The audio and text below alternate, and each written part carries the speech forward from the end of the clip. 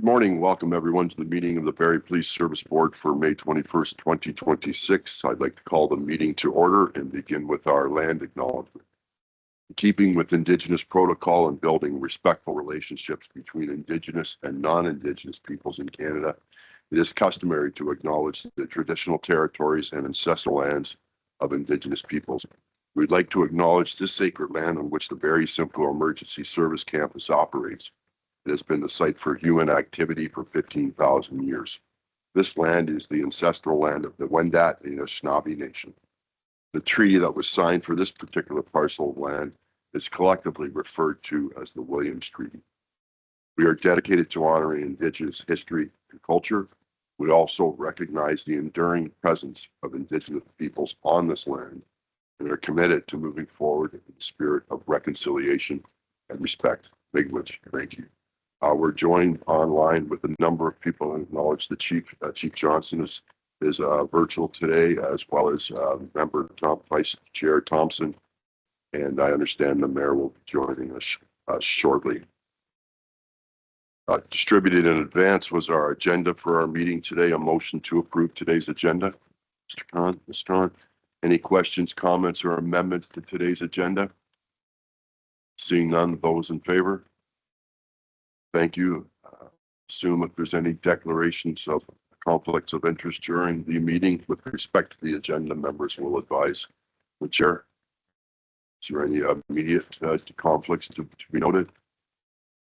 Seeing none, we have two sets of minutes to approve. A motion to approve the minutes of our April 16th, 2026 public meeting. Mr. Khan? Mr. Khan, any questions, comments, amendments to those minutes?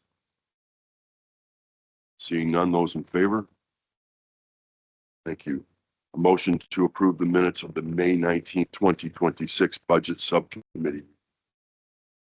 Strong. So moved. Thank you. Any comments, questions, or amendments to those minutes? Seeing none, those in favor? Thank you. I'll hand it over to you, Deputy Chief Burke, for some special presentations this morning. Deputy. Thank you, Chair. So we have 4 members to recognize today. The first off will be Sergeant Matt Aboffs. Matt began his policing career in 1998 with the OPP. During his tenure with the OPP, he served in Mount Forest, Pickle Lake, and Huronia West, and was also a member of the Tactics and Response Unit. In November 2004, Matt joined the Barrie Police Service, where he was assigned to Uniform Patrol. In January 2006, he was selected to the Tactical Support Unit, serving in that role until 2013. In 2013, Matt successfully completed the OPP Canine Selection Program and joined the Barrie Police Canine Unit in 2014. For 12 years, he served as a canine handler with 2 general service dogs. In 2021, he achieved master trainer status with the Canadian Police Canine Association, qualifying him to both train general service and detection police dogs. In 2024, Matt was a successful candidate in the promotional process for the rank of sergeant. He was officially promoted in May of 2026 and is currently assigned as a platoon sergeant for platoon number 3. Matt is married to his wife, Nicole. Together they have 2 daughters, Gemma and Gwen. He remains committed to mentoring officers, supporting specialized policing initiatives, and serving the community with professionalism and dedication. I can personally add the current canine program that we have certainly wouldn't be where it was without Sergeant Aboff's contributions over the years. Also, way back in the day for tactical support when budgets were minimal, his technical wizardry did save us a lot of money by using duct tape and various other electronic devices to make things work. But anyways, Matt, thanks very much.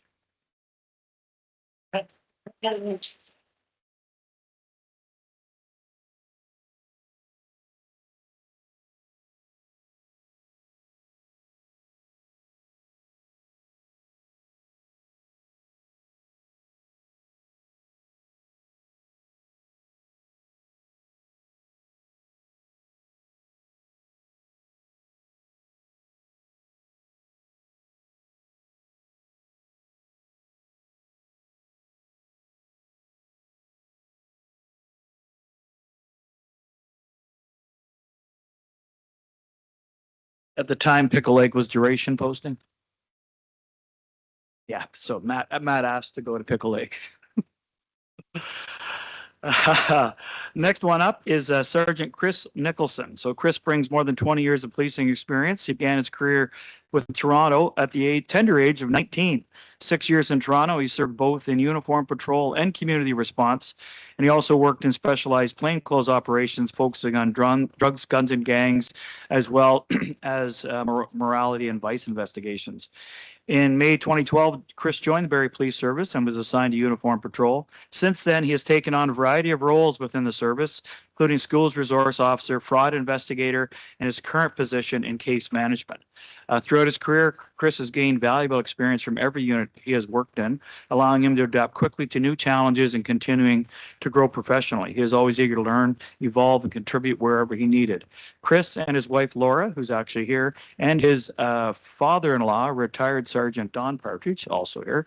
Laura serves as the RIMS trainer for the Barrie Police Service and are proud parents of 2 daughters who are proud of their accomplishments. Just to add, many people will be familiar with Chris's name, especially during Fraud Prevention Week. He was the driving force behind that media blitz, and he's also certainly presented to a number of groups in the community on fraud. So he's very well recognized for that. So Chris, congratulations.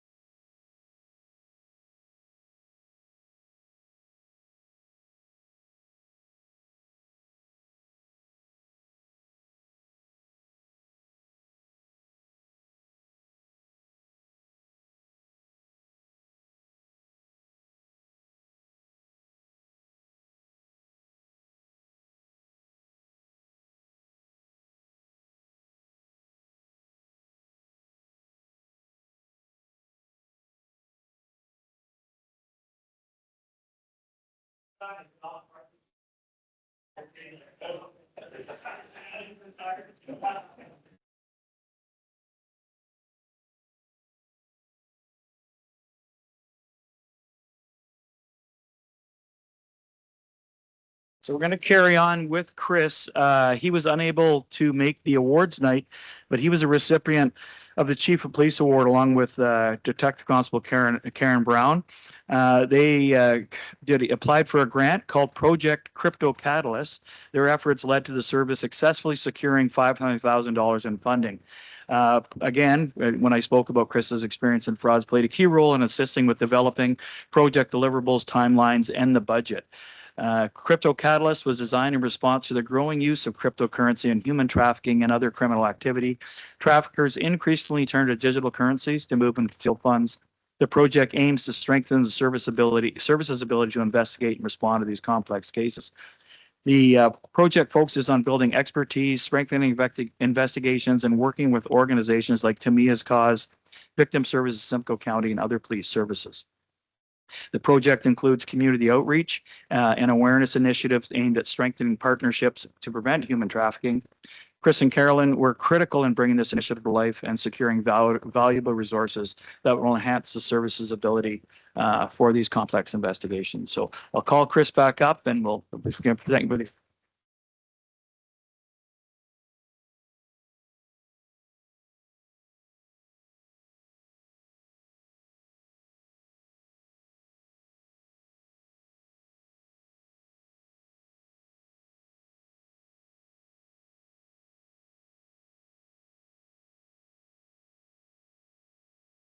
Yeah.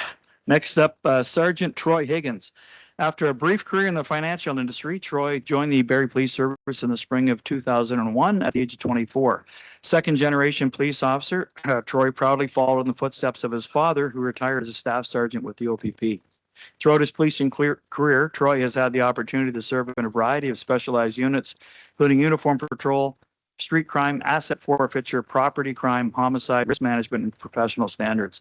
His diverse experience has provided him with a broad understanding of policing operations, strong commitment to professionalism, and public service. Outside of work, Troy and his wife Jody, who have been married for 19 years, are the proud parents of 3 teenagers who keep them active and busy.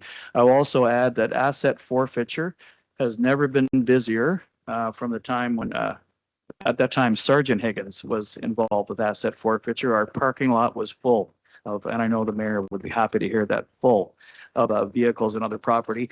And I think, were you successful in getting that house? And a house.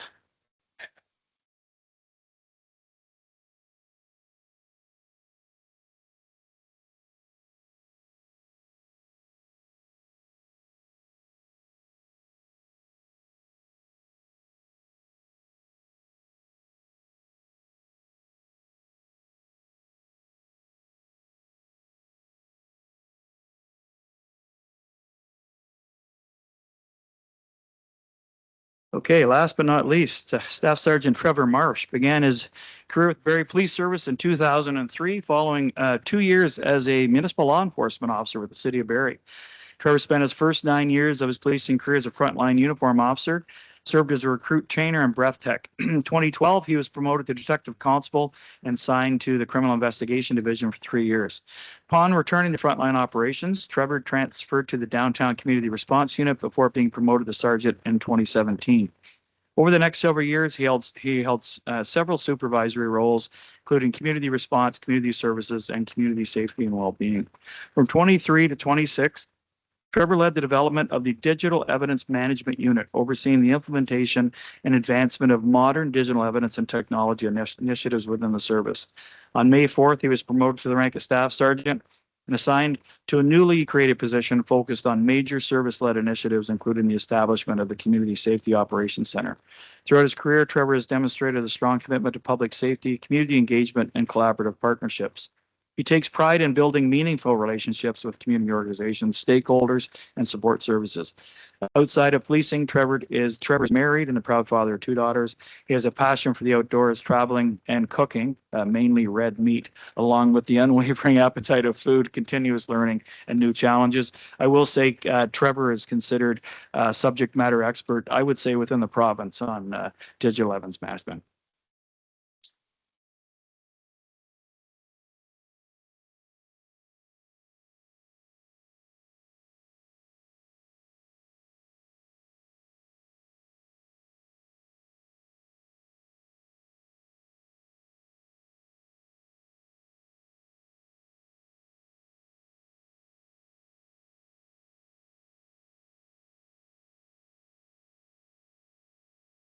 That ends the presentation, sure.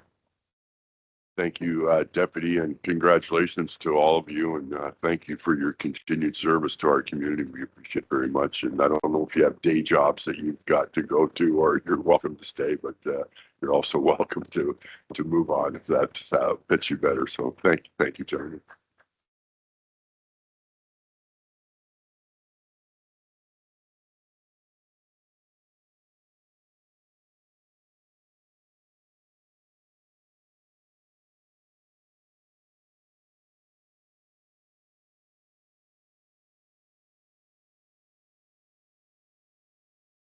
Next on today's agenda is our year-end audit and financial statements, and I'll ask Mr. Turner, our finance person, to introduce Lillian Chang from, I was going to say Deloitte & Touche, but that would age me. I think it's just Deloitte now. So, Mr. Turner. Absolutely. So we have Lillian with us again today. You may know Lillian well. She's been with us for several years at this point, and I'm just very appreciative to have her and Katie on our file. The service definitely benefits from having that continuity. Lillian and Katie, very helpful, very knowledgeable, and we rely on their guidance. And Lillian's going to take us through the year-end results and financial statements.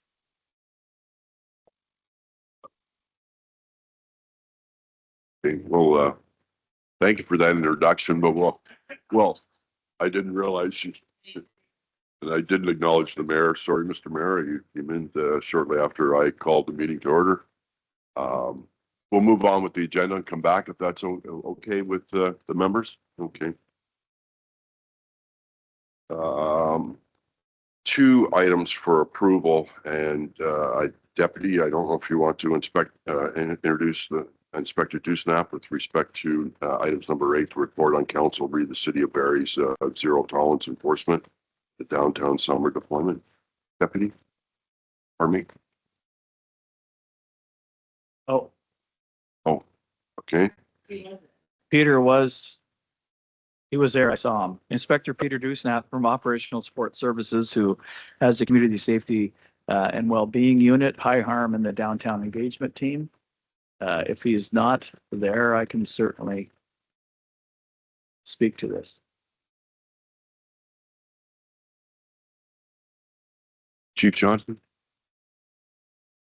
Thank you, Chair. Yeah, he's just trying to get right back in right now. Just a couple of challenges with the technology. So I think he should be momentarily joining us.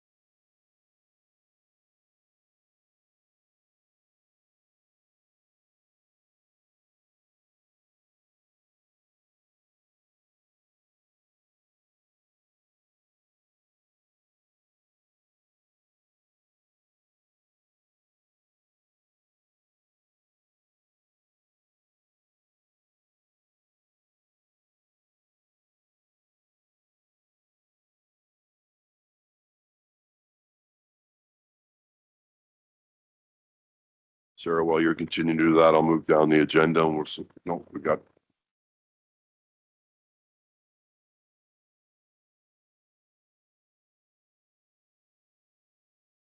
In the interest of time, Chair, the chief and I would both be prepared to step in and speak to that, just to keep the meeting on the agenda.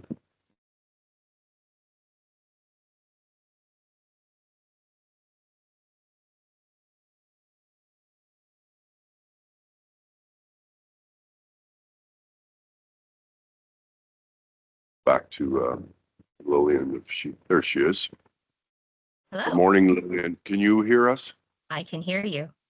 Can you hear me You okay? have loud and clear, and you have already been formally introduced. So welcome to the Barrie Police Service Board. I'll hand it over to you to present your comments with respect to our most recent audit, and just to advise the members of the board, the referred to as the Budget Subcommittee of the Finance Committee met earlier this week and reviewed the package in detail with Lillian and her team, and now she's here to formally present it to the board.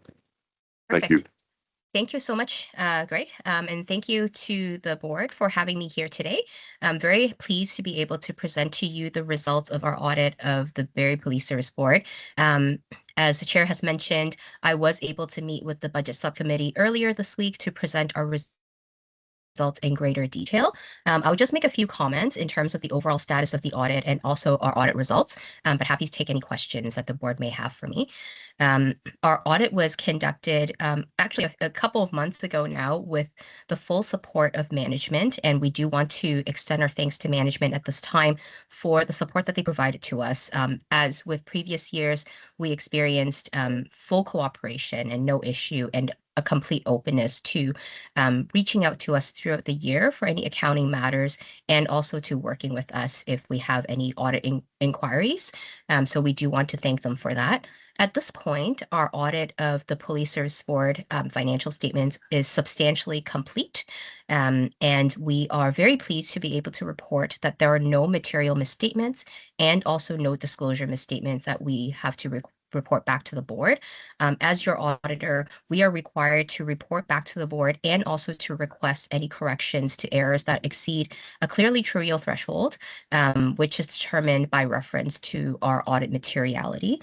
And the fact that there are none to bring forward to the board for your information and for the request to make a correction really does speak to the high quality with which management approaches financial reporting. As I've mentioned, our audit is substantially complete, and as part of that audit process, we had identified a few specific risk areas that we wanted to focus on as part of the audit. As the board will remember, our audit is very risk-based, and so it is focused on the risks that we assess as part of our audit planning process and throughout the audit process itself, and we determine the procedures that are necessary in order to address those risks. very happy to report that those have all been completed. And so at this point, pending the board's approval of the financial statements, we are in a position to be able to issue a clean audit opinion on the financial statements of the Barrie Police Service Board. So again, thank you to management, and I'll pause here to see if there are any questions that you may have for me. Thank you, Lillian. Any questions from the board for Lillian? Seeing none, any comments from the board with respect to the presentation? I guess I should have a motion first to approve our 2025 year-end audit statements. Mr. Khan, questions or comments with respect to the audit? Mr. Khan.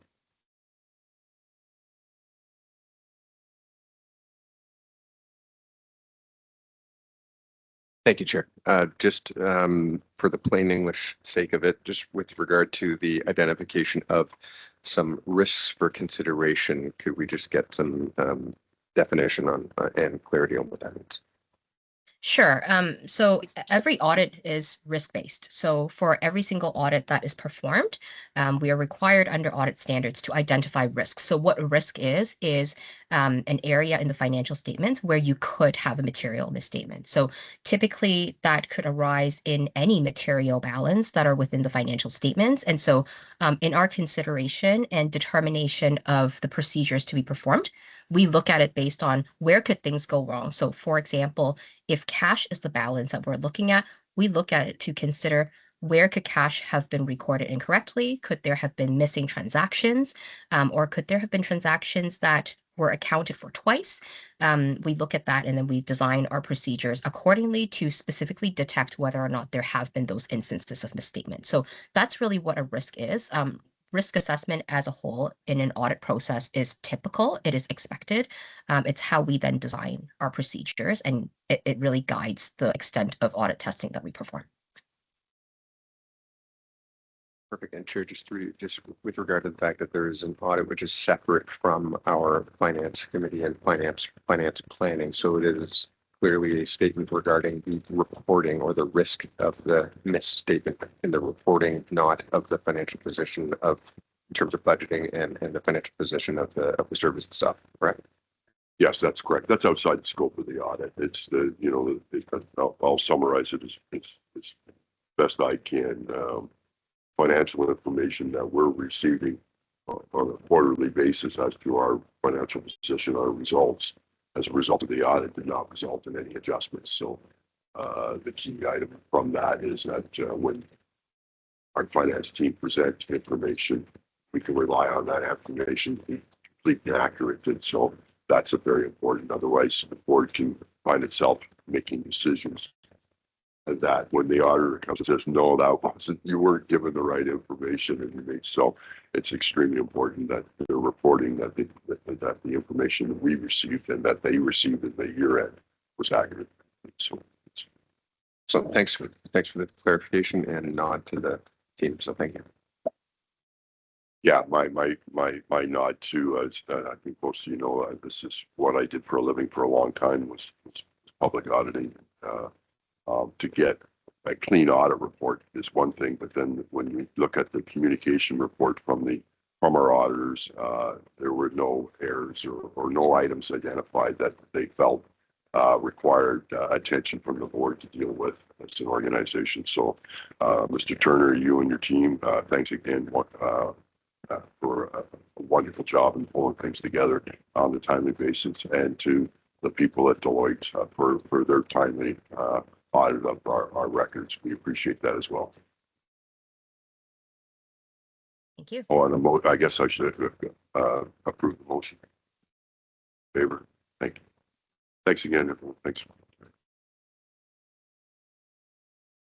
Okay, back to you, Deputy. And no. Yes.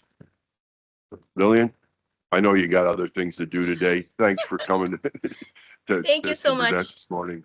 And we'll let you go get on to your day. Thanks again. Enjoy the rest of your meeting. Thank you so much. Bye.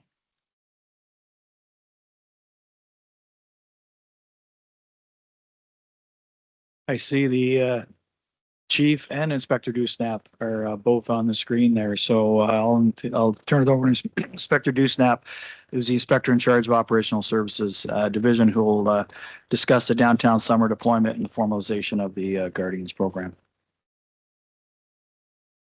Welcome, Inspector. Thank you, Chair and Deputy. Can you hear me okay? Perfect. Yes, Okay. yes. So basically, as outlined in the report, and when it comes to downtown, we have sort of several units that are involved in deployment down there to have a visible presence and try and deter crime. The focus or the main part of it is our community safety and well-being team.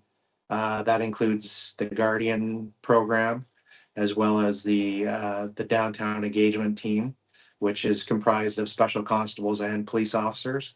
Along with that, we do have support from an MCERT team that's dedicated to the downtown core, as well as investigative services. And the high harm team will be deployed downtown at certain times, as well as in other areas of the city. Finally, there's also the care team, which is comprised of a paramedic and a mental health worker from CMHA that will work. They work citywide, but will focus on the downtown area as well when needed. So there's varying units that are down there to provide a visible presence and help foster a feeling of safety for our community members that like to attend and use the downtown area. I know there's been some incidences down there that have sort of spiked our harm scores in the downtown. I think those are predominantly isolated incidences that are causing that to rise up, but overall, citywide, our harm is actually down. So the plan, I mean, there's different pieces of legislation that we rely on to provide engagement downtown. However, there are some challenges with the legislation. And I guess the biggest piece first is that, police, we sort of struggle with whether we're the appropriate people or agencies that are to be dealing with people that are suffering with addiction, mental health, and homelessness. So our approach down there is basically sort of firm but compassionate, and trying to refer these people that have these issues to the appropriate agencies that can better assist them than the police can.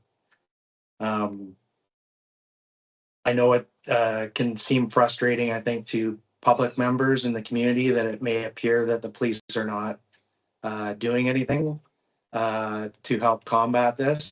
There's some statistics that are included in the report that show you that, that our engagement, particularly in the downtown core, is up basically 175% over this time last year. So I can assure the board and our public that we are down there, we are engaging, and we are trying to make a difference down there and foster a feeling of safety and well-being. However, there are challenges with it, but we will continue to work through those challenges and work towards getting people the help and support that they need.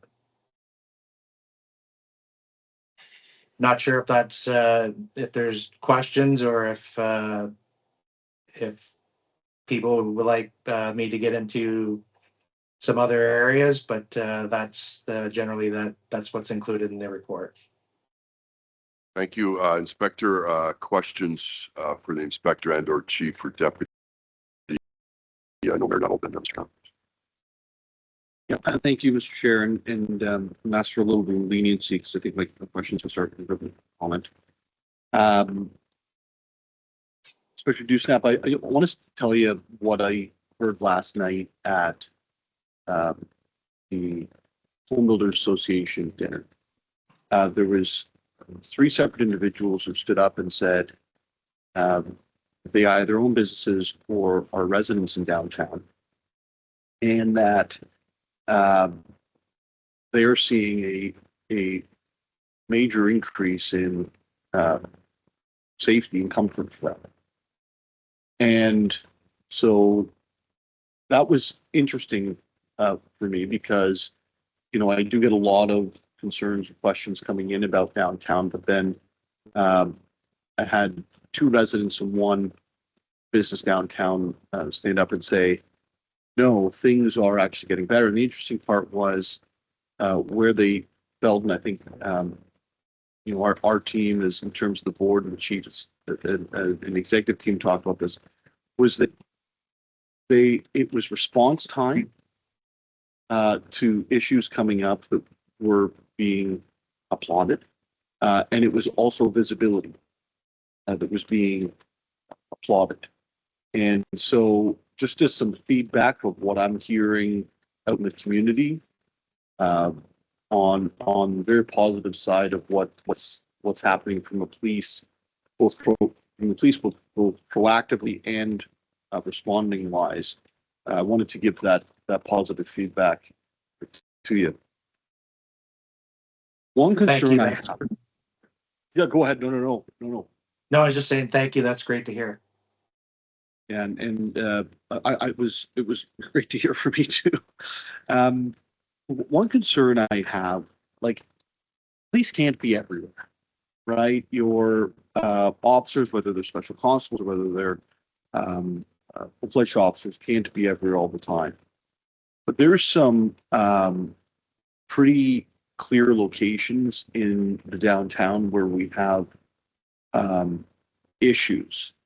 And I'll give you an example of Sunday. I was going to the Ukrainian event down there, Bashivanka, and let's say there's 500 to 800 folks who are visiting this festival in Meridian Place. And there's a guy standing across the street, clearly dealing drugs. And, I took some photos, called it in through the 7025 number. And just so happened, police were actually coming to show up as part of the community outreach program for the festival. So that gentleman who was dealing drugs, clearly not a gentleman, moved on. But if it's plain sight for me, and I was looking around and it's plain, like there's like 20 people in that direct vicinity, but plain sight, how do members of the public get a hold of our downtown response? Because I'm hearing this quite a bit, is the call comes in and then it's put into a priority sequence, and priority sequence may not move somebody to that location in time period where maybe they'd want to see that person move. But at the same time, the police aren't the first responders for somebody who is dealing with addictions necessarily. There's a lot of other groups who need to step in, but in the form of like clearly drug dealing, breaking the law. Is it just 911, or is there another way we can report crime in specifically in the downtown, because we have the special constables and you're going to have the I think is it the heat team, the high harm team down there as well. So, Chief, I don't know if you want to jump in on this. Please, thank you. No, and thank you, Mayor. And it is an excellent question. And I recognize the frustration on our community when they see someone, what they believe to be dealing drugs, and they're, the desire to see the police be there at that moment and interact. I guess the challenge we have systems in place for with the resources we have to get them to where they need to be as fast as possible if they're not within visible line of sight. We recognize that. I do want to mention, of course, there's the non-emergency line. There's also the online reporting, but I don't think that's what's being asked here. I think the recognition that you're looking for. Are the police aware that there's still that time gap sometimes when people want to see the police right away. And we are trying to meet that challenge with our current resources. We are exploring technologies that may assist us. And again, with a community safety operations center with cameras, our intention is, even before you call us in a perfect world, we might be able to see something. But it is a challenge trying to balance the rest of the city as well. We want to make it clear, though, the beating heart of our city, the downtown, is certainly a focus for us in terms of getting there as effectively as possible and as fast as possible. But we're open to exploring new methods of communication. But at this time, that is a challenge that we do recognize that to your point, we can't be everywhere and everything to everyone. But we are trying. We are really trying.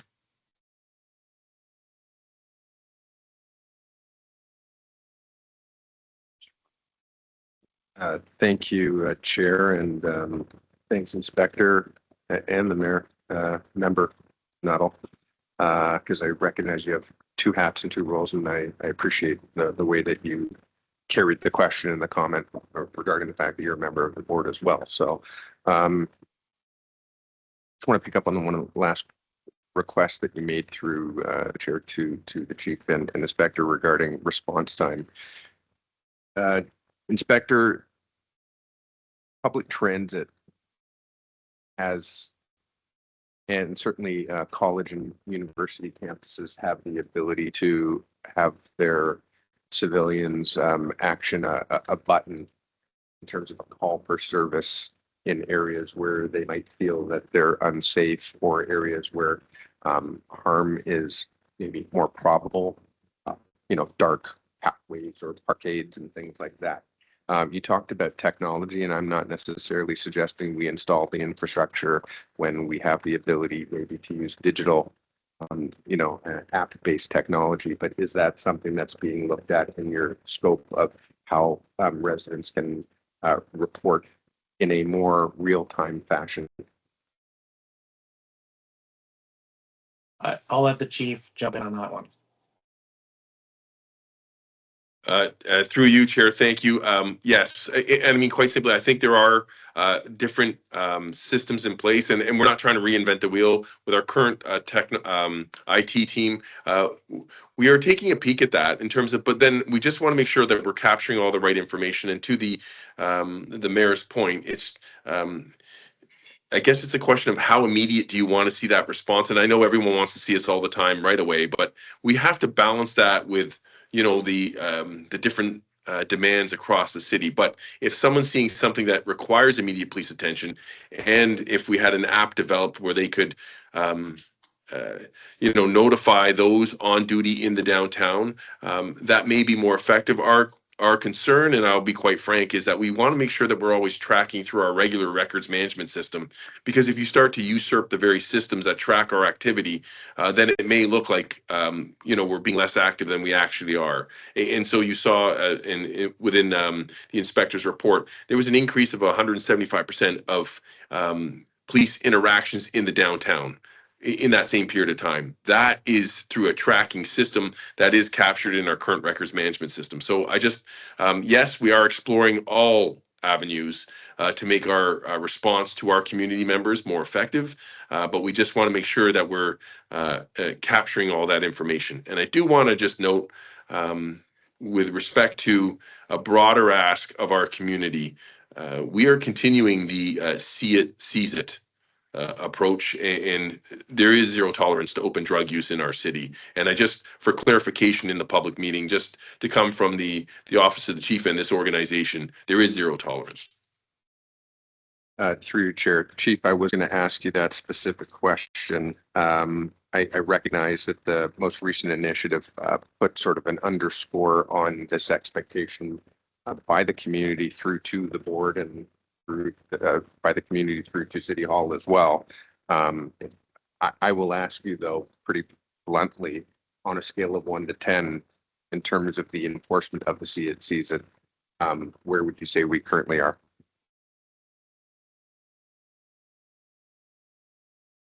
Through you, Chair. So the direction to our officers is that when they are seeing open drug use, they are to seize it. They're to interact with that individual.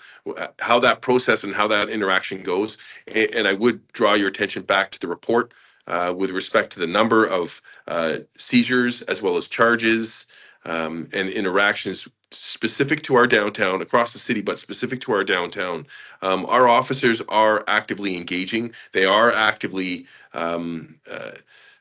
interdicting when they're seeing that open drug use. I guess the the observation I would have is, you know, it is occurring. Do people believe, or is there an understanding that it's occurring? Maybe not, and maybe we just haven't communicated it as effectively or not. I believe our officers are doing exactly as that they are directed, because they want to see our community safe. And open drug use is clearly not a healthy sign in our downtown, and that's not what we're looking to endorse. We're not.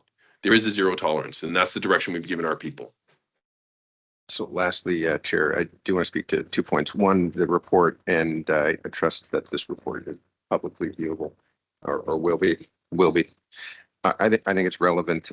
Certainly those two sections of year over year and current with regard to the downtown is quite relevant. That being said,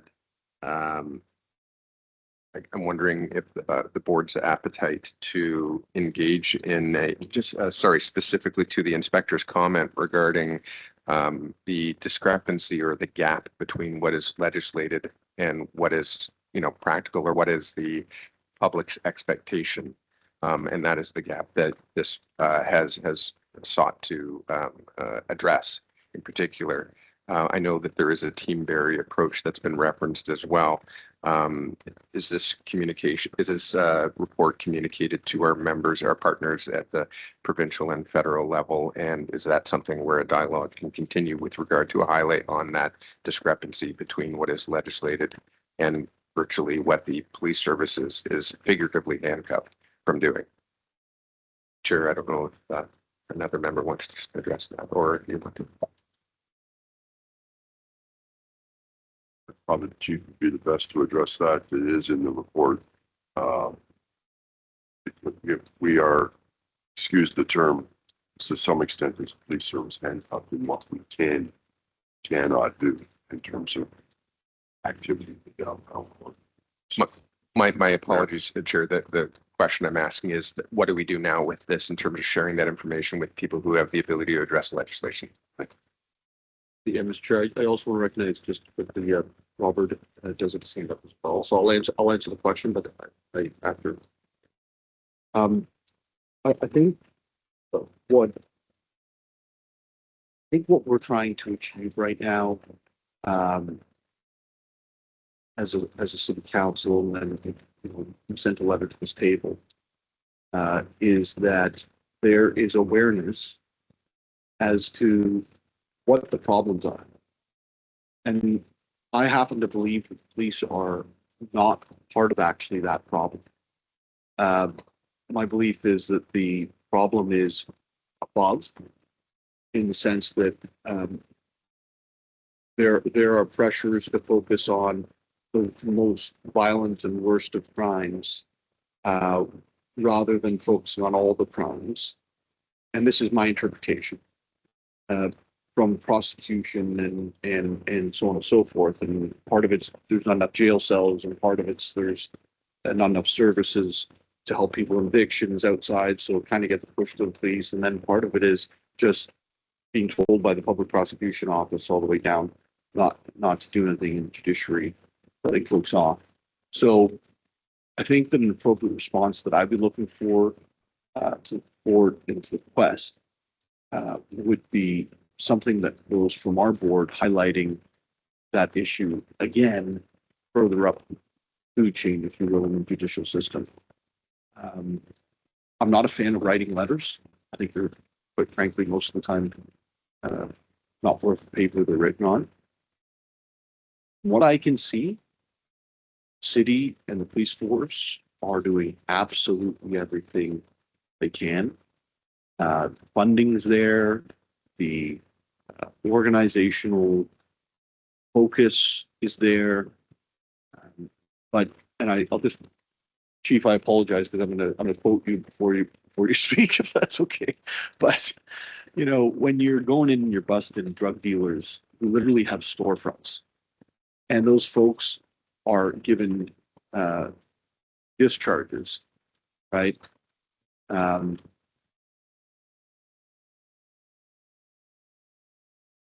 are the police supposed to do? They're going to spend 20 hours, and I'm probably more than 20 hours investigating, 5 hours. I know it was 5 hours last week on site at each store. I don't want to know how long processing, right? Then going to court to be told, actually, we don't really care about this. And so what we were trying to achieve in our motion is, yes, some changes on our level, but really this is a focus up and managing up. Thank you. Deputy Mayor Thompson, please. Thank you, Chair, and through you to the chief or Inspector Dewsnap. Mayor Nuttall made a comment about having, both sides of the coin, people seeing visibility and some people a little bit concerned on response times and stuff. And sometimes the visibility can be a double-sided sword. People are seeing our special constables, witnessing the open drug use or something unlawful going on, but their legislative and their powers are so limited of what they can and can't do. And not to get into operational, as we launch the summer program, the weather's getting better. We're seeing a little bit more of an influx of people downtown that we didn't see in the colder months. Is there any approach to maybe pairing a sworn officer instead of having 4 special constables? And the reason why is I received an email, officers walking down, open drug use occurring, and officers just continuing to walk, unable to do what a sworn officer can do. Sometimes our residents don't understand the difference in a special constable, understanding the uniform, but it does say Barrie Police. It says special constable, but to some residents, special constable could be, an investigative detachment or department, not realizing special constable is a grade down from a sworn officer. So I just wondered if launching, this year's program, and, the report was great. And I think the interaction numbers are there, the visibility's there, but I just think sometimes the theory's great, but the practicality isn't. So if there was any, idea of maybe rejigging how we present it. And, I've had some comments. We're seeing, the library, city hall, kind of the circuit they're doing where the majority of the lawlessness is occurring a little bit lower than that street. So I was just wondering if we're looking at a different approach. And I know that's operational, but I was just kind of sharing some of the comments I'm hearing from public. Chief, please. So Chief, I can just say off the hop that yes, we continually look at how we deploy and what our people are doing down there. And we have already actually made some changes to particularly the Guardians and how they operate. And we do continue to, I mean, even if there's cases where we are getting complaints about activity in, say, an area that's just maybe outside of the downtown core, we will send people to address that as well. So we continually take feedback and we adjust where we go and what we do when we get that feedback.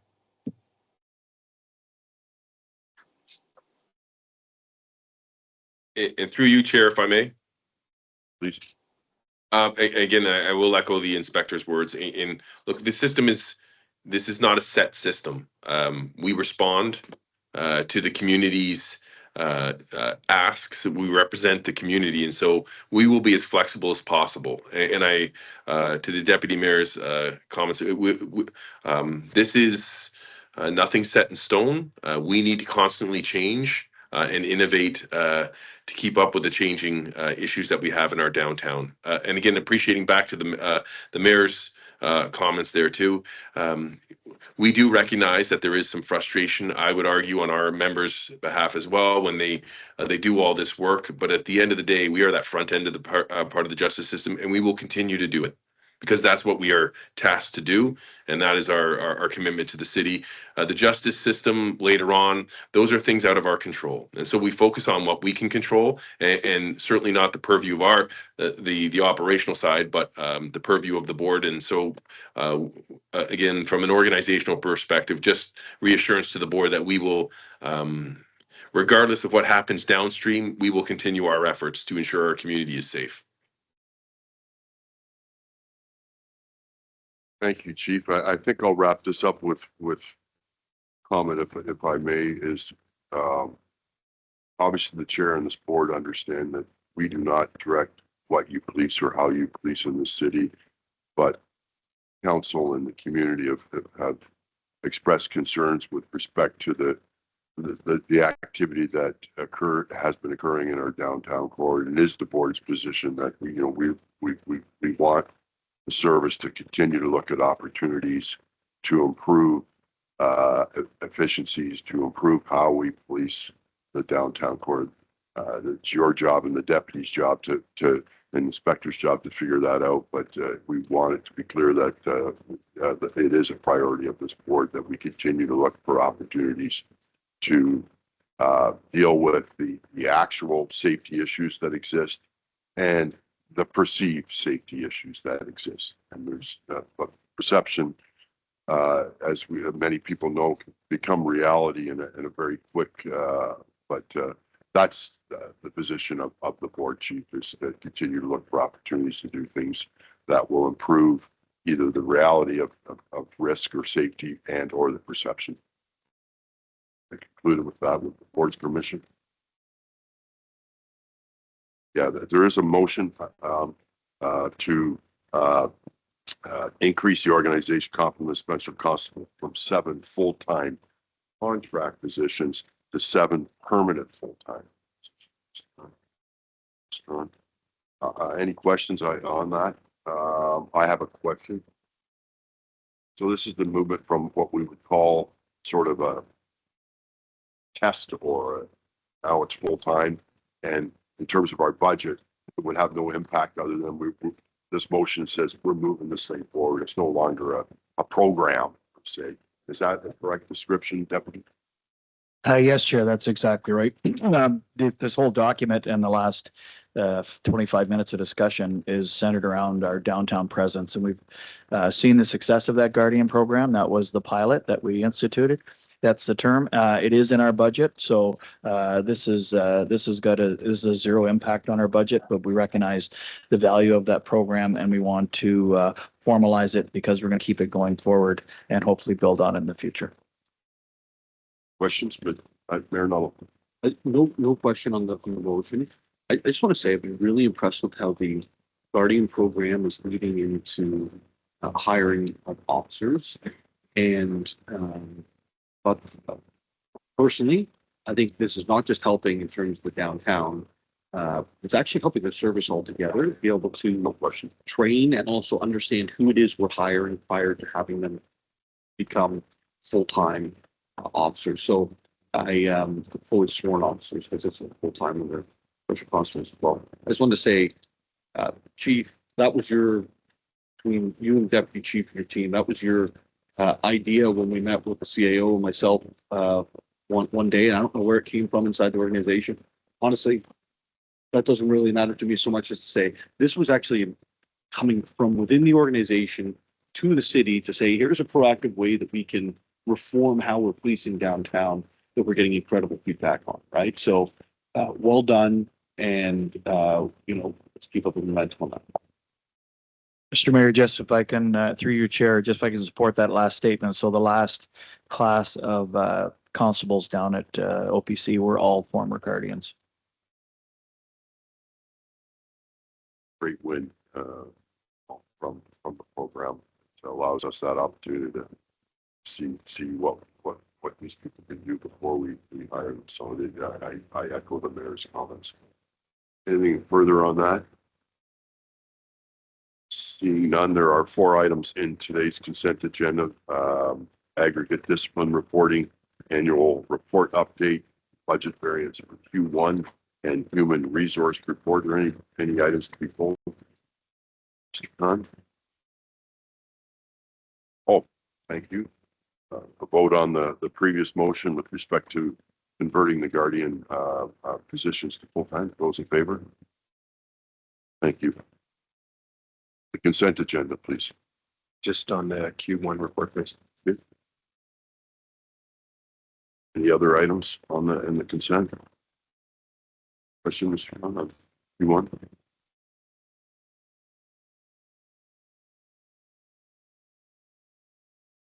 Thanks, Chair. Just scrolling to it. Just a couple of items to highlight, though. I think just in, especially as it relates to the just previous conversation and a conversation that is likely to come up going forward.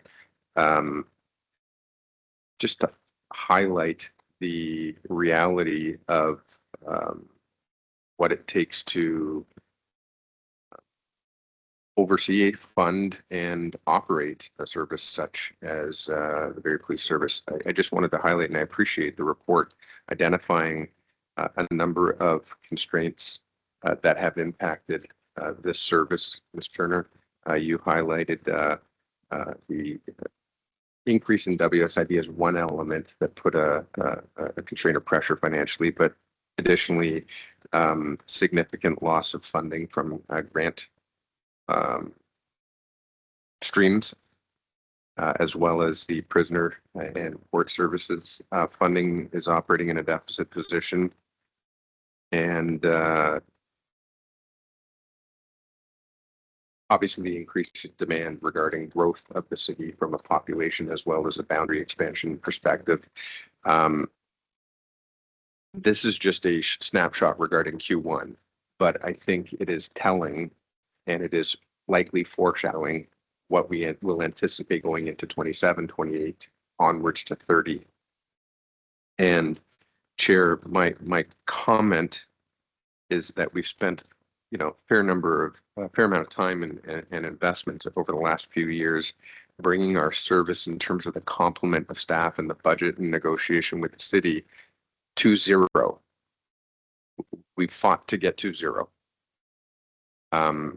As much as that may seem like a win, it's not, because we're now at 0 and we're about to find ourselves behind the 8 ball again from a staffing perspective regarding the fact that we have continued to struggle with funding, but we are going to see continued growth, certainly with the boundary expansion and the population expansion. So my question is, what now in terms of budgeting, and where does this board see fit to really lean in terms of direction to ensure that we are not finding ourselves in a position that we just struggled to get out of?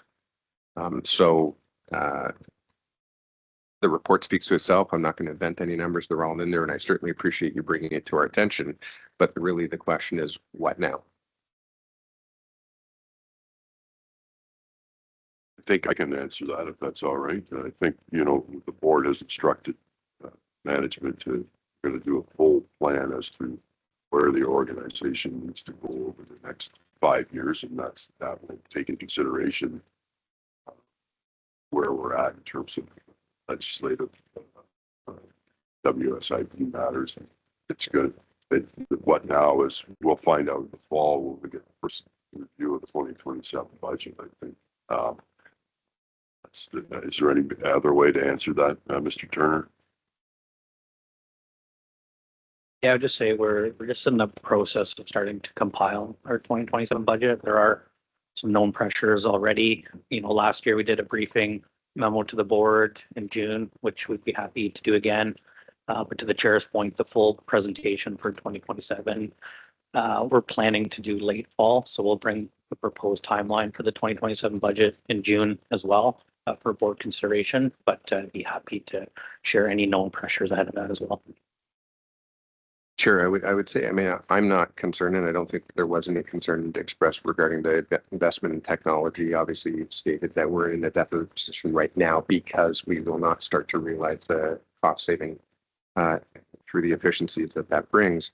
But, you know, even in the most recent discussion, we're talking about the fact that, and I did have a conversation with the chief regarding, you know, terminology and I don't want to use the word cliches, but terminologies that are used, you know, we see significant impact from proactive policing. I think I saw in the report something around 25% of work is being done via proactive efforts. And I think that that's fantastic, but sort of the aggregate of unstable funding or unexpected surprise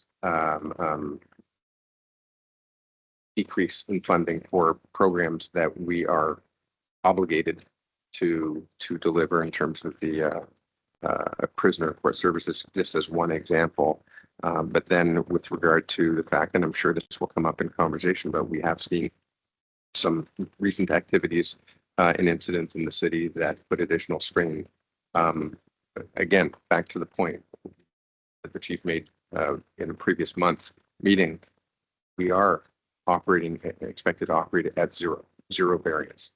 And yet here we are, certainly with a significant variance. It's not, it is significant in the fact that it's dollars and it is taxpayer dollars, but I think that it is very difficult for us to deliver on our obligation to service, to ensure that you have as a service the right staffing and the right equipment and the right resources when we are, I'm not going to suggest we're winging it, but even waiting until October to see where we are. I'm curious what we can do in advance to put together a short list or a wish list on where we need to be, not in a utopian state, but in a realistic state that doesn't have us scrambling to you know, to negotiate with the city or to meet our obligations. So I'd like to not do this in October. I'd like to see what we can do to maybe move the conversation a little bit forward between now and then. I think that may result in our June meeting when we get the presentation of where the service needs to be going forward. I think that would be the opportunity to look at it at that point. I think it's the only answer I have at this stage. Obviously, we had to deal with this in fiscal 2025, and senior management started early in terms of what they needed to do and what they could do in the last quarter. And obviously, there's, you know, we continue to see the pressures on our service to meet its obligations, and there's some, you know, the reasons for the variance are outlined well in the report.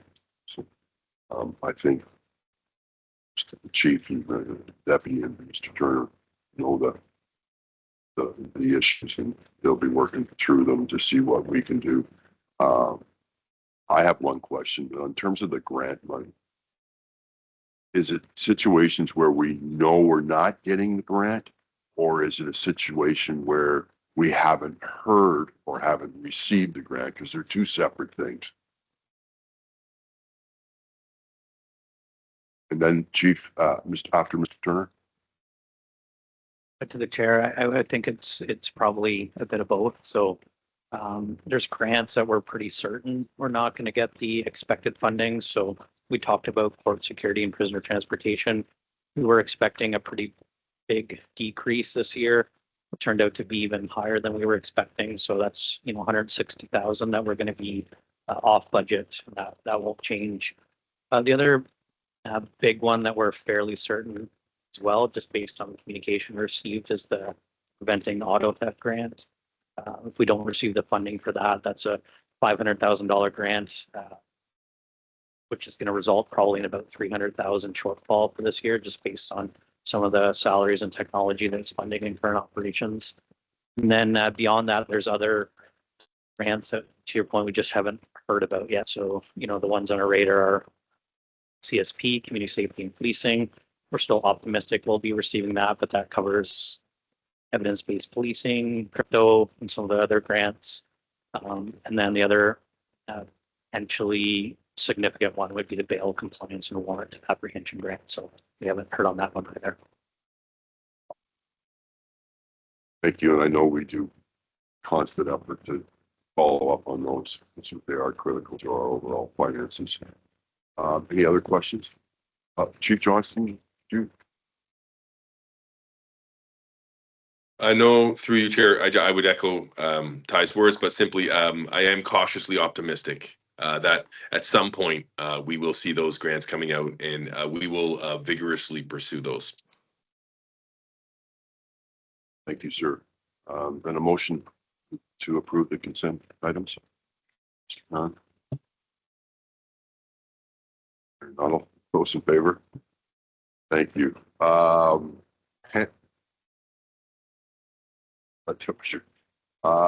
to you, Chief Johnston, for your monthly update to the board and the community.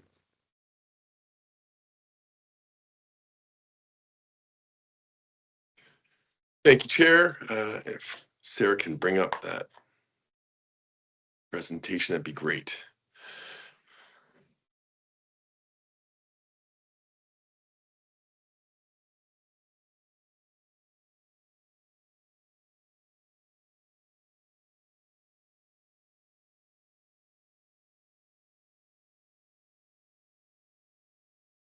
Excellent. Okay, so thank you, Chair, Board, and to our community. Once again, thank you for the opportunity to share a lot of the things that we've been engaged in over the last busy month. On April 20th, we welcomed five new special constable, or five new constables, full sworn constables, to the Barrie Police Service. All five constables were former special constables with our service, and they are now working with their coach officers, exactly to the mayor's point earlier. And again, love that they have that interaction with our community and see the focus and the importance that this organization places on engaging with the community. So that was a wonderful celebration. In early May, I don't know if it's stuck there. Can you move slides there, Sarah? In early May, Barrie Police Services niche trainers Laura Partridge and Holly Turner received Niche Records Management System Innovation Award in recognition of their visionary use of the Niche RMS system and for embodying the best example of collaboration, efficiency, and technological innovation. Thank you to our Records Management and Information Services Manager, Nicole Lees, and Supervisor Sam Weiss, and special recognition to Maria McWilliams of our organization. The Mora system around a lot of this innovation was what a lot of the innovation was built. So very appreciative of that. As well, communications trainer Audrey Gassmeyer and communications administrator Monique Boucher were recognized at the Simcoe County 911 Management Board Public Safety Awards. So our across our organization, we are being recognized for some pretty stellar work. The next few slides, we've had a very busy month of events. So on April 17th, Attorney General Doug Downey announced the civil remedies funding at the Barrie Police Service headquarters, which we were a part of. On April 23rd, the deputy spoke at a veterans dinner. On April 24th, Mrs. Delcourt, the wife of former Barrie Police Service Chief Jack Delcourt, who hired both the deputy and myself, visited the station. Chief Delcourt was chief from 1985 to 2000. That's a wonderful picture by our late chief. On April 29th, a Barrie Police member spoke to the House of Commons Standing Committee on justice and human rights regarding Bill C-16, Protecting Victims Act. On May 6th, some of our members participated in the Make Happy Days. On May 7th, we had an announcement from the Solicitor General, Michael Kirshner, here at the campus with MPP Kanjan present, as well as Gail Hunt from the Barrie Fire, and as well as the chief and deputy from Barrie Fire and Emergency Services, and they joined the deputy and I as we made that announcement. And on May 14th, as the deputy mayor is well aware, he was present at our award ceremony as well as the mayor. So, and Mr. Khan, and with the deputy mayor standing in for the chair, who was unavailable that day. So.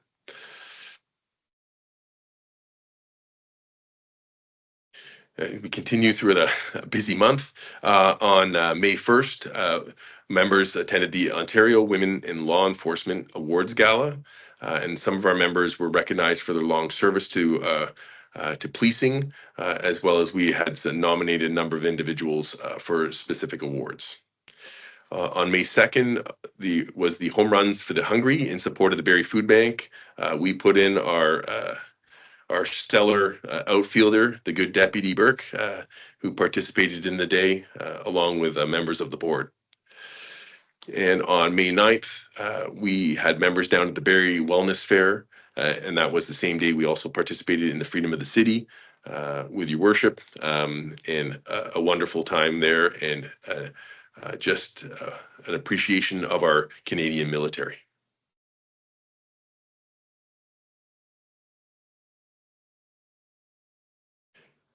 On Sunday, May 3rd, members of the Barrie Police Service attended the annual Ontario Police Memorial at Queen's Park in Toronto. We joined hundreds of other officers from across the province in paying tribute to those officers who've died in the line of duty while serving as heroes in life. As a stark and somber reminder of this, on May 6th, members of our service attended the OPP funeral for Sergeant Brandon Malcolm in Cobourg.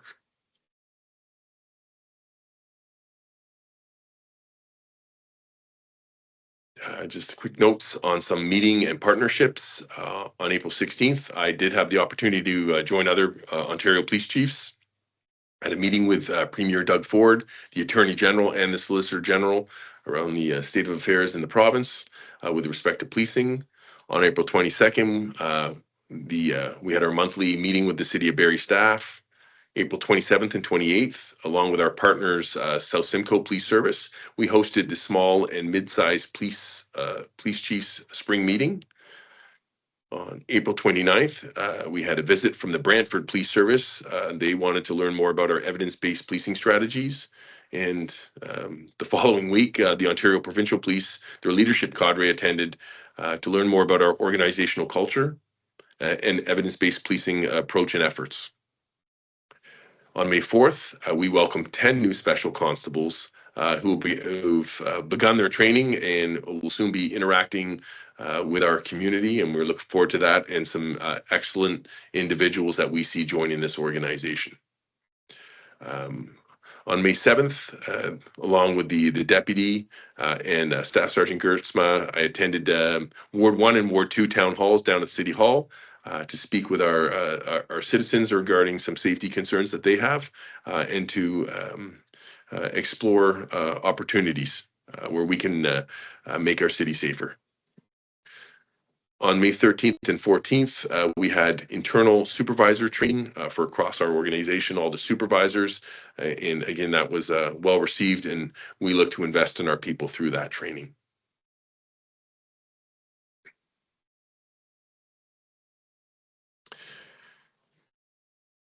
Sometimes the smallest detail can have the biggest impact. Providing the break, investigators working on a historical homicide have long been waiting for.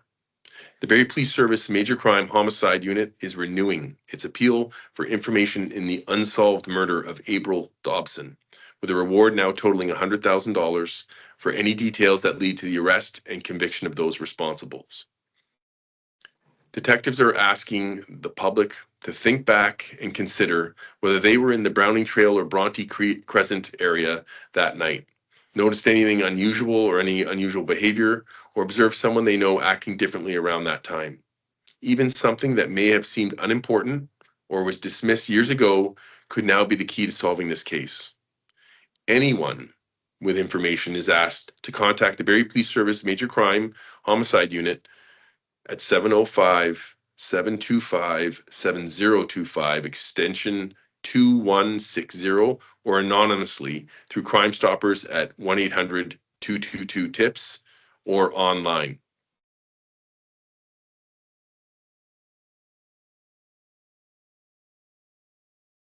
And I will complete this chief's update with some of the investigations ongoing. On Thursday, April 30th, 2026, Barrie police officers conducted a search warrant at an address on Dunlop Street between Clapperton and Owen Streets, resulting in the seizure of drugs and a significant amount of money. The investigation, which was carried out by members of the Community Safety and Wellbeing High Harm Unit, along with Frontline Patrol, located a large amount of suspected methamphetamine, cocaine, fentanyl, hydromorphone pills, a significant amount of Canadian currency, stolen tools, and other items. We are pleased to advise that on May 7th, the 28-year-old Barrie man wanted in connection with a stabbing that took place on April 11th, 2026 was arrested. The Toronto Police arrested the male on an unrelated matter and turned him over to the Barrie Police Service, our investigators. The man is facing charges of aggravated assault, possession of a weapon for a dangerous purpose, and assault with a weapon.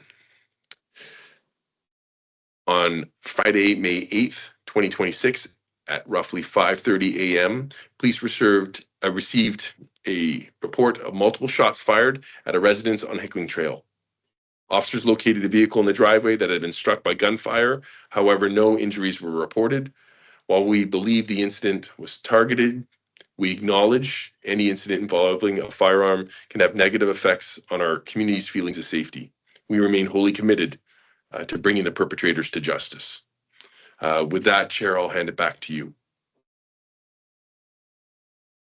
Thank you, Chief, for your update. Any questions from members for the Chief and or Deputy? Is that Robert? Deputy Mayor Thompson. Thank you, Chair, and it was just more of a comment. Not that I'm competitive, but the Deputy Chief and myself were victorious in the baseball game. I won't ask who you played against. Recount. Yeah. Bring in delight. Any other questions or comments for the Chief or Deputy? Community concerns, that's later on. All right, thank you very much, Chief. We'll move on to, I'm going to skip 14 for a minute, Mr. Turner, just to see what kind of time. Item 15 is the Section 14 agreement with South Simcoe Police Service. Deputy Burt, can you speak to that, please? Yes, Chair. So under the new Community Safety and Policing Act, there were a piece of legislation in regards to providing the alternative police services when we're helping each other, either providing it to or receiving it from. Each time we do a temporary assistance right now, we actually do up a specific notification under Section 19 of the CSPA. So I'll give you an example. So every time we, one of our breath techs, we just did recently a breath test for the OPP, breath test for South Simcoe.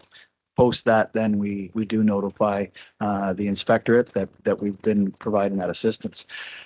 With South Simcoe and bordering us, we generally share a lot of services. We currently share our canine units under an MOU for that. So what the Section 14 agreement would do is, in accordance with the CSPA, it would negate the fact of us to have to send individual Section 19 notices each time. It would cover off all the shared services that we would agree, that the boards would agree to in regards to that. In that, according to legislation, there's a paragraph in regards to cost recovery. I can tell you in my career, we have never done cost recovery with another service in regards to services provided, unless it was a specific large scale special event, but generally provision of services, we're not looking at cost recovery. Policing in the province is generally, we're all here with the same goal, and helping each other is just part and parcel of what we do for that. So that is I'm proposing the board accept that agreement, and then the expectation is that the board would reach out to South Simcoe and it'd be a board to board discussion and agreement. I do know South Simcoe The police is presenting their version of the Section 14 agreement, which is the exact same to their board on the 27th of May. I'll also add, I've gone through our advisor in regards to this, and this agreement is actually based on a template that the OPP drafted and went through the ministry, and then the ministry put out. So that was the basis for drafting this.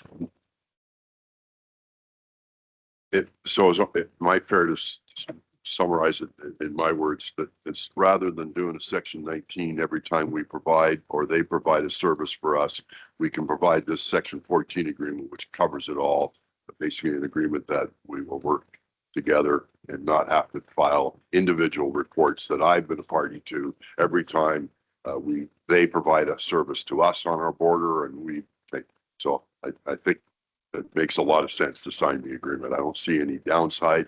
And there is a provision, the deputy and I talked about it, a cost recovery if it ever got something silly that we had to do and we spend hundreds of thousands of dollars, we have the opportunity to speak to another service and say, or to Simcoe and say, you know, we need a little bit of help, but that's not the purpose of it. It's administrative nightmare every time we provide a service to them or they provide a service to us.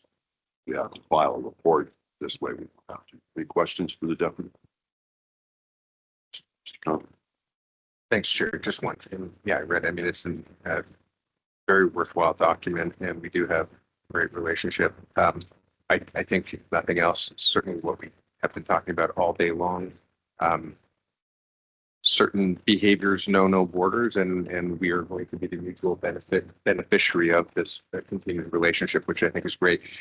With regard to the cost recovery, I'm not going to suggest that we go against what we've done in the past. I think it works. My only question is, Deputy, your staff have developed a really robust dashboard. They collect all the information about the types of incidents and the number of, you know, the amount of resources that are applied to each incident, et cetera. We do track that information. I'm just curious if we already do, or if we don't, could we at least just modify that dashboard to track this kind of engagement? Through you, Chair, to Mr. Khan, yes, absolutely. For that, we will track the activity in regards to that. And just an add-on, once we get through the South Simcoe agreement, I'm going to be just talking to the Ontario Provincial Police. They have a specific office that deals with this. They're my next call after we get this one done. Any other questions? So there's no motion at this time. This is to present to South Simcoe. And then if they're in agreement, then they'll be brought back to the board for a motion to approve the agreements. And that's just for information or ability to express any concerns at this stage before we, quote, sit down with South Simcoe and review it together. So seeing none, I assume that allows the deputy and the chair to move forward with South Simcoe after they've had their May meeting. Okay. Thank you, Deputy. Mr. Turner, are you coming back up to see us again? Please, with respect to the thought process around the reserve fund policy, I will, for the board, the purpose of hearing this morning is for information purposes, and that give you an opportunity to speak to Ms. Strawn and I. It will go back to the Budget or Finance Committee for review and come forward back to the board. But we wanted to present to the full board now for information purposes, so that you have the opportunity to discuss it with Ms. Strawn and I before we deal with it on the Budget Committee. So, Mr. Turner, please. So we're going to bring Creighton up here in a minute just to kind of walk us through what we put together for the reserve policy. Just very quickly before he comes up, I just wanted to, say that we recognize, it's a difficult time to implement and fund a reserve strategy, but, our minds were kind of, 5, 10, 20 years down the road. What can we do to help, give ourselves more flexibility and options in the future? So with that, I'll pass over to Creighton and walk through what we put together as a team.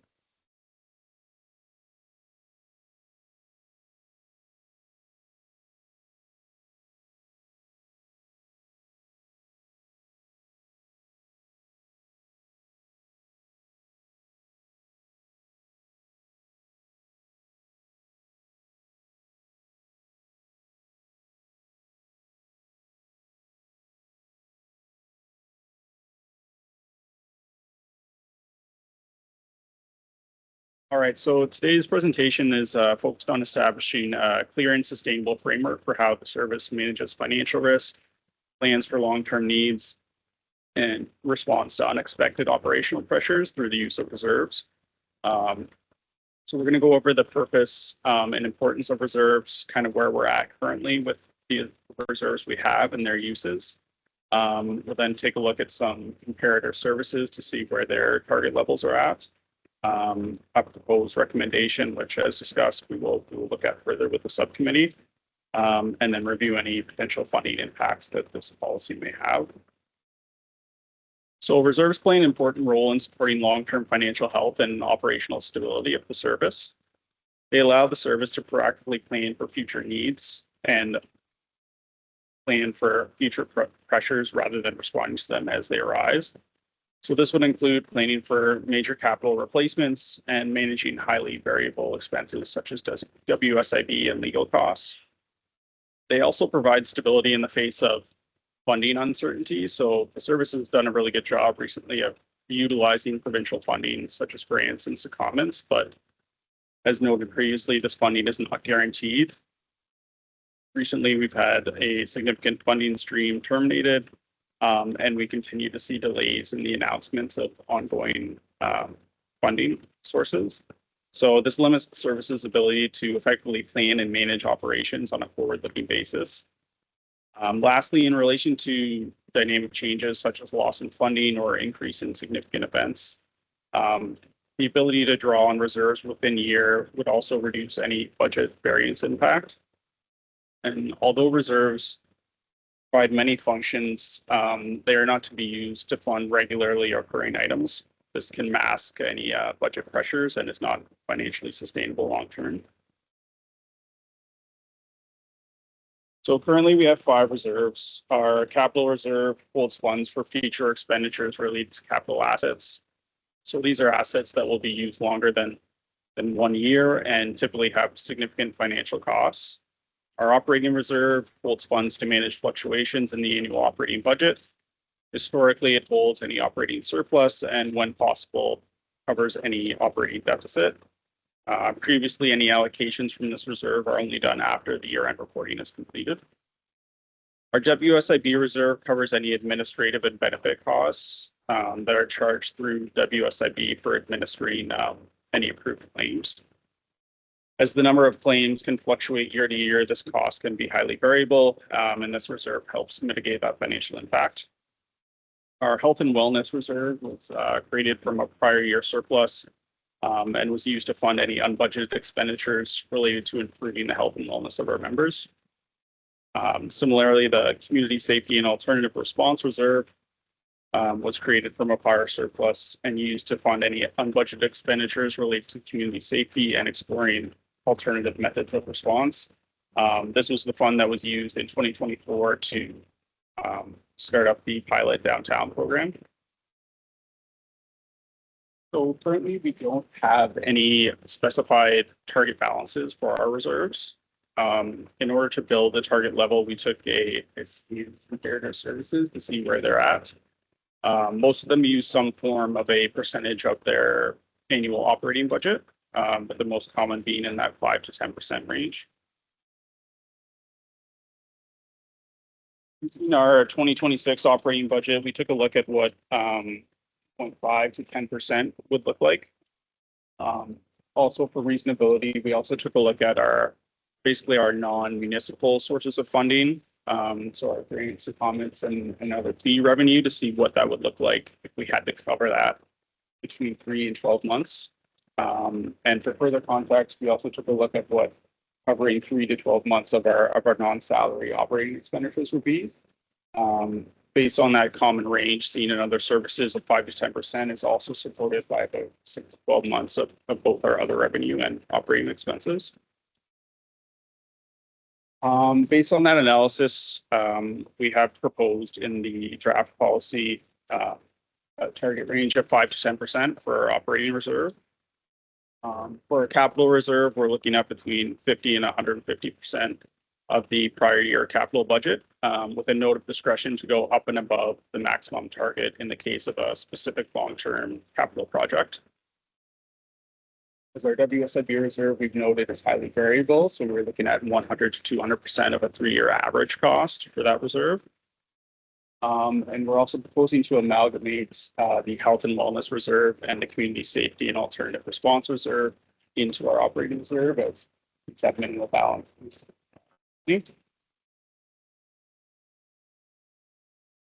Also in our proposed policy, we've outlined the usage for each reserve and the authorization limit. So our operating reserve will continue to be used to fund unanticipated or one-time operating expenditures or cover a temporary loss in funding. In this reserve, we would propose that the chief can make draws up to $100,000 and require any board approval for an amount over that. Our capital reserve will mimic the board's current financial policy, which provides authorization for the chief up to $50,000 for an unbudgeted capital item and up to $100,000 for a budgeted capital item. And similarly for the WSIB reserve, we'd be looking at an authorization of up to $100,000. Taking a quick look on what a funding impact would be for getting these reserves up to their minimum balance. So for the operating reserve, if we were to allocate $250,000 starting in 2027 and increasing annually by this amount, would bring us close to our minimum target balance at the end of 5 years, and the budget impact would be about 0.3% annually. So this review is intended to support a more sustainable and strategic approach to reserve management.